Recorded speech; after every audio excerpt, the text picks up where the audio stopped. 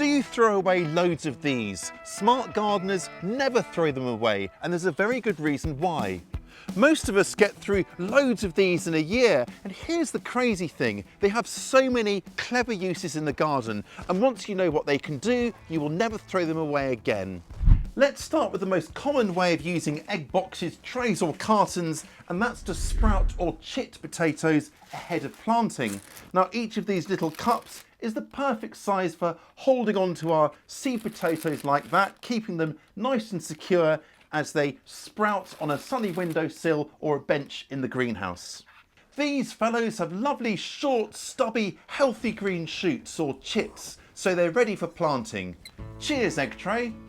Plug trays like these are perfect for starting off seedlings, giving each one the space it needs to really flourish ahead of planting. Well, would you believe it, the plug-size spacing of egg cartons makes them a fantastic alternative.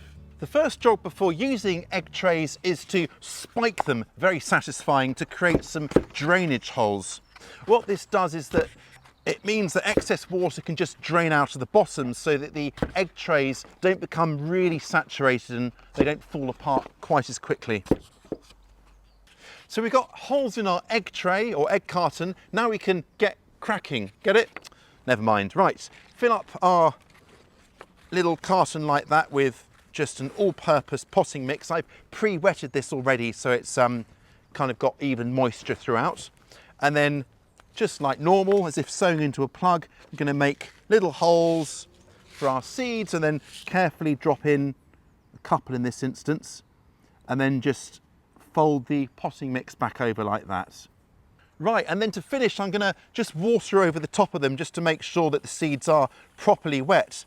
Now, egg cartons like this can dry out a bit quicker than traditional plug trays because the cardboard can wick out the moisture, and of course they are small. But let me show you a clever way around that.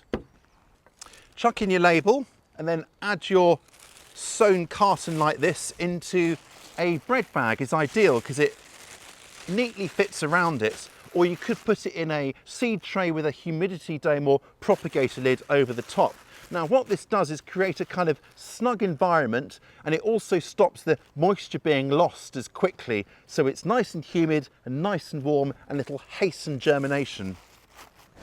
And then when it's time to plant, it's super easy just to tear off each little plug like that and pop it in, and you'll find that a lot easier to do if you thoroughly wet the cardboard first by just sitting your tray in a reservoir of water.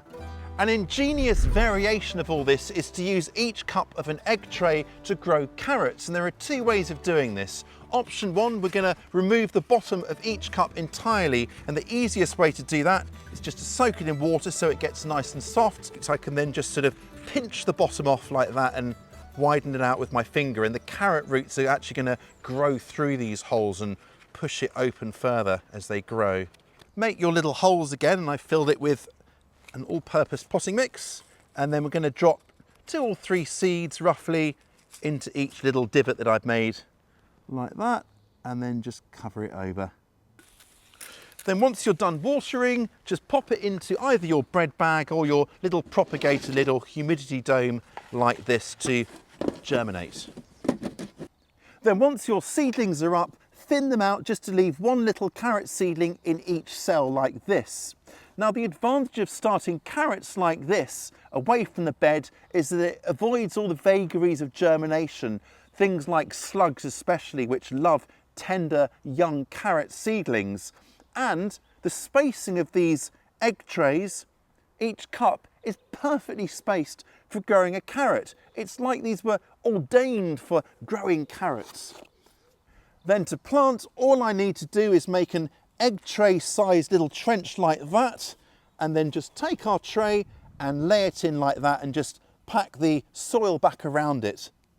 Now the advantage of this is that the carrots, as they grow, the roots will grow straight out of the bottom through those holes we made, so they won't be disturbed at all, and root crops like carrots hate being disturbed, so this really is a win-win situation. Furthermore, that cardboard around each little seedling will act a little bit like a mulch, making sure that weeds don't compete with our young carrots. It's a fantastic way to grow them. Now our second option is for sowing carrots into containers. This one here has got a mix of about 2/3 all-purpose potting mix and 1/3 sand for extra drainage.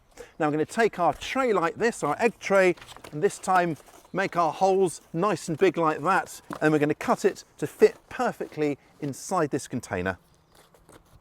And then exactly as before, what I'm going to do is make a little divot and then sow a couple of seeds into each little hole like this before covering it over with a bit of new potting mix there. Now this method, I'm sowing actually into the potting mix that's directly in that pot there.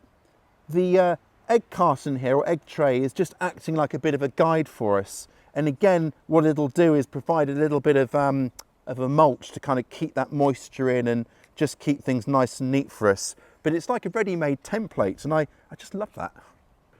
And tucking these seeds in and getting them cozy and on their way. Now, once these do come up, what I will do is I will remove excess seedlings, so just leave one in each like little cup here if I do get multiple seedlings coming up. And I need to keep these nice and moist throughout the kind of germination processes. Carrots do like it kind of consistently damp to germinate properly. In a similar way to starting seeds, how about using these conveniently sized fellows for starting off onion or shallot sets? And I'm sure you can guess where this is going. We've made holes in the bottom, and again we're filling with our all-purpose potting mix. Then take your set right way up and just push it down into the mix, twisting slightly like the dial of a radio to settle it down. And here are some I set into place a couple of weeks ago, and look, you can see they are already beginning to sprout. In another week or two, I will plant them outside into prepared ground, and just like before, I can tear apart each little cell and plant that as it is. Now, starting these off inside in little egg trays like this is a great way to either get an early start or to get things started while other crops are still in the ground finishing off, or indeed to protect them from birds, which sometimes see the tops of the sets as tasty little worms and unearth them. We've had to cheat a little bit for our next tip by buying in some tomatoes because it's only early spring here, but our next tip is to use these trays for storing your tomatoes.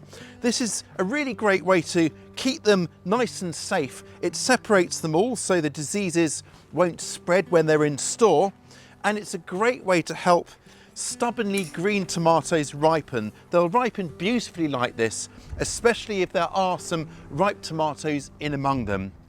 Now just store these out of the way in a cool, dark place, and they can even be stacked up. How handy is that?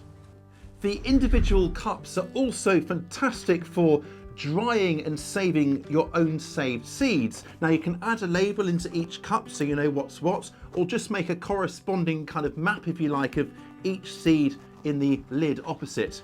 Leave it open to make sure that they all properly dry out, and once you know they have dried out, close the lid and very carefully, without shaking it so they dislodge, move it inside and store it somewhere cool and dry, ready for sowing next spring. Lay upturned cartons, lids or bottoms work equally as well anywhere that slugs might be a problem, such as here in this newly planted salad bed. Now the idea is that the slugs will come under here into the cool, dank conditions that are shady, out of the sunshine during the day, and then all you need to do is come along and pick off any slugs and snails that you find. Cut lids into strips to make temporary plant labels. Write onto the label with all the details, then either push it into the potting mix carefully, or easier perhaps, hold it in place while then filling up with your mix, ready for sowing or planting. The labels will last just long enough to be useful for your seedlings, and then once you're done with them, just toss them onto the compost heap. Perhaps you're a master baker or absolutely really love your eggs and have access to lots of trays like this. Well, one nifty way of using them is to create a lovely hotel for bugs. Slice them down to fit and stuff them into a box like this that will offer a bit of protection from the rain. So we've stuffed the cardboard trays in nice and tightly, and this will be a perfect home for beneficial bugs like beetles and lacewings. Place it somewhere out of the way but relatively close to your vegetable beds, under some sort of shelter like from overhanging branches, and then pop it on some legs just to raise it off the ground a bit so it lasts a bit longer and stays nice and dry. And now you have a legion of the beneficial good guys right on hand where you need them. And remember, you can always compost your excess cartons or trays. Just make sure they're cardboard, of course. Now, cardboard is an excellent brown, perfect for balancing out more nitrogen-rich greens. Just shred your egg trays into little pieces like this to help them break down a bit quicker. The kind of soft, almost spongier cardboard that egg trays are made from is perfect for soaking up excess moisture in your compost heap here, helping to prevent kind of wet, soggy and smelly compost.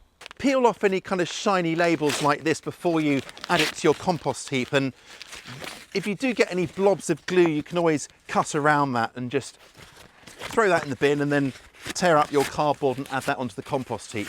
And in fact, any cardboard that goes onto your compost heap should always be plain and not heavily dyed. Now, don't you even think about throwing out old egg trays or cartons. Be a champion reuser instead.